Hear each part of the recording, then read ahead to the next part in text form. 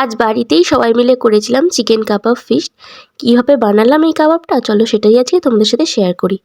তো দেখো, চিকেন কাবাব বানানোর জন্য কিন্তু আমাদের প্রথমেই লাগছে বোনলেস চিকেনের পিস। তো আমি এখানে 750 মতন চিকেন নিয়েছি, তোমরা তোমাদের পরিমাণ মতো নিতে পারো। এবার দেখাই চলো কি কি মশলা লাগছে। তো প্রথমেই লাগছে হচ্ছে হলুদ গুঁড়ো, লঙ্কার গুঁড়ো, জিরে গুঁড়ো, ধনে গুঁড়ো, গোলমরিচ গুঁড়ো, আর লাগছে হচ্ছে টক দই। এখানে কিন্তু 100 গ্রাম মতন টক দই আছে। আর হচ্ছে এখানে লাগবে আদা রসুন বাটা আর পেঁয়াজ বাটা। এই সব মশলাগুলো দিয়ে কিন্তু চিকেনটা আমাদের ম্যারিনেট করে রাখতে হবে 2 থেকে 3 ঘন্টা। তো দেখো এখানে আমি চিকেনটা নিয়ে নিয়েছি, আর এইভাবে কিন্তু সব মশলাগুলো চিকেনের মধ্যে দিয়ে দিচ্ছি। তো মশলাগুলো সব দেওয়া হয়ে যাওয়ার পর কিন্তু আমি এর মধ্যে দেবো হচ্ছে টক দই। আর এখানে আমি 100 গ্রাম মতো টক দই নিয়েছি।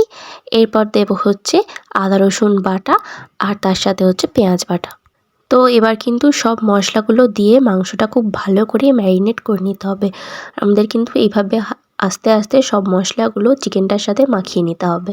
তো দেখতেই পাচ্ছ এইভাবে কিন্তু আমাদের ম্যারিনেটটা করে নিতে হবে। সব মশলা দিয়ে চিকেনটা ভালোভাবে ম্যারিনেট করে নেওয়ার পর এর মধ্যে আমি দেবো হচ্ছে সর্ষের তেল। তো সর্ষের তেলটা দিয়েও আবার কিন্তু ভালোভাবে মাখিয়ে নিতে হবে। দেখো আমাদের ম্যারিনেট করা হয়ে গেছে, এটাকে আমি 2-3 ঘন্টা রেখে দেবো।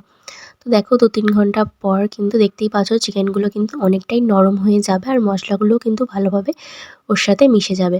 আর এই শীতেতে কে কে এইভাবে ছাদে কাবাব ফিস্ট করছো অবশ্যই কিন্তু আমাকে কমেন্ট করে জানিও। তো দেখতেই পাচ্ছ কীভাবে আমরা একটা একটা করে চিকেন নিয়ে এইভাবে এর মধ্যে দিচ্ছি।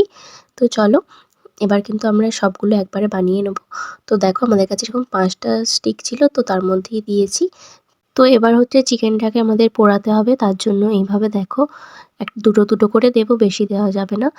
আর তারপর এই যে দেখতে পাচ্ছ এই দুটো দিলাম। এরপর হচ্ছে এর মধ্যে আমরা বাটার ব্রাশ করে দেবো। তোমরা চাইলে তেলও ব্রাশ করতে পারো, কিন্তু আমরা এখানে বাটার ব্রাশ করেছি।